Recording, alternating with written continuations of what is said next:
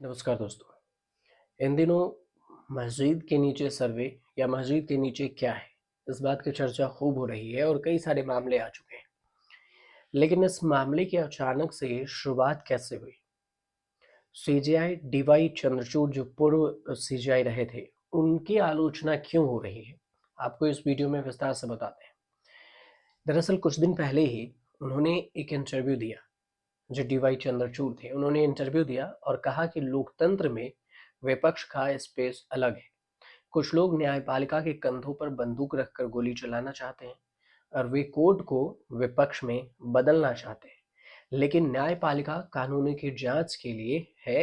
दरअसल ये उस बयान को लेकर दिए थे जिसमें राहुल गांधी ने कुछ दिन पहले ही जुडिशियली के काम करने के तौर तरीके पर आपत्ति जताई थी।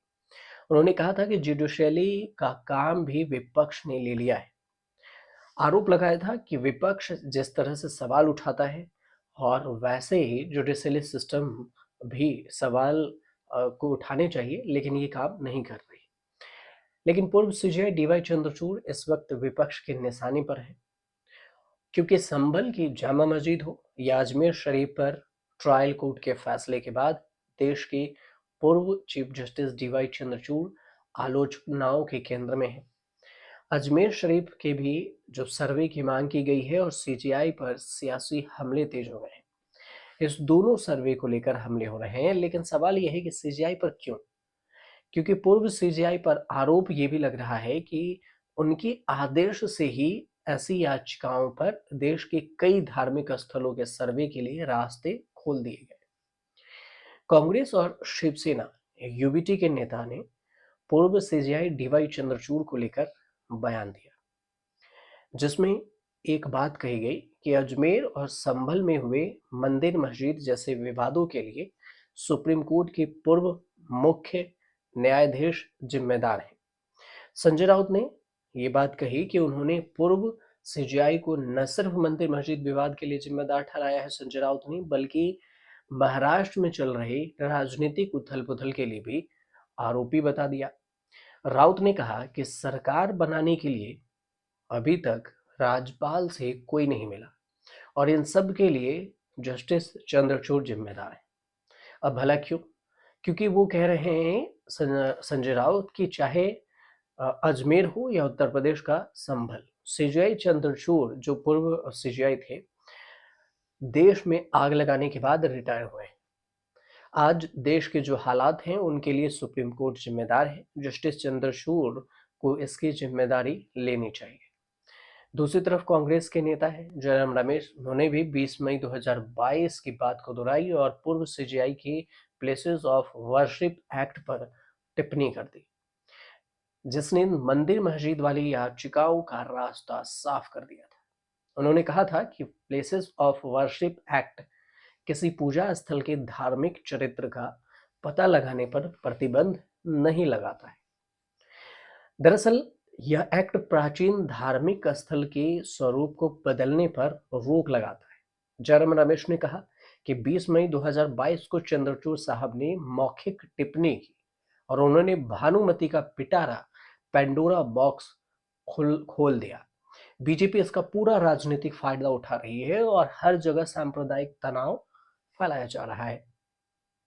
कांग्रेस ने कहा कि हम चाहते हैं कि पूजा स्थल विशेष प्रावधान अधिनियम 1991 का जो सम्मान है उसे किया जाए, उसका सम्मान किया जाए, क्योंकि जो सीडब्ल्यूसी की बैठक हुई थी उसमें भी उन्होंने कहा था कि हमने प्रस्ताव रखा है और लिखा है कि पूजा स्थल विशेष प्रावधान अधिनियम जो है 1951 को लागू करना जरूरी है।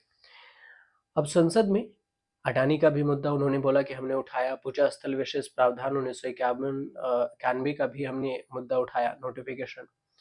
तो इन सब के लिए कहा प्लेसेस ऑफ वर्शिप एक्ट क्या कहता है जो 1951 का है, उसका भी जिक्र समझ लीजिए। ये कहता है प्लेसेस ऑफ वर्शिप एक्ट कि पूजा स्थल उसी रूप में संरक्षित किया जाएगा जिस रूप में 15 अगस्त 1947 को था।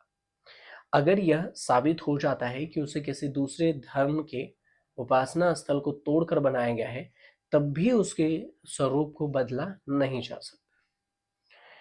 ये ऐसा इसलिए क्योंकि 1947 में जब देश आज़ाद हुआ उसके बाद कानून बने और उससे पहले कई सारी चीज़ें थी जिसमें मंदिरों को कहीं पर मंदिर को मुगल शासकों ने, कहीं पर गौरी जो खिलजी ने तो मंदिर को तोड़ा और उस पर और मस्जिद बनाया। लेकिन आज़ादी के बाद अगर यही खुदाई होता रहा कि मंदिर बनाए या मस्जिद, तो फिर देश में यही चीज़ चलता रहेगा और धार्मिक सांप्रदायिक दोनों मतभेद फैलेंगे। इसी वजह से ये वर्सेस जो प्लेसेस ऑफ वर्शिप एक्ट लाया गया 1951 में, और इसमें कहा गया कि जो जहाँ है 1947 से पहले वो वहीं पर रहेगा और इस पर बहस नहीं की जानी चाहिए। लेकिन इसी को लेकर 2022 में सीजेआई जो चंद्रचूड़ हैं उन्होंने कहा कि ये सही नहीं है। अब इसके बाद जो विवाद हो ही रहा था कि इस पर एक लेखक है राजमोहन गांधी, उन्होंने गांधी एक भाषण का अंश शेयर किया और अपने पोस्ट में लिखा कि बहस के दौरान राजमोहन गांधी का दिया भाषण राज्यसभा के इतिहास में सबसे महान भाषणों में से एक था और एक है जिसमें संस्कृति, परंपराओं, इतिहास और राजनीति के लिए एक मास्टर क्लास जैसा है। महाभारत के उस अंश के साथ उनका शानदार भाषण आज भी प्रासंगिक है।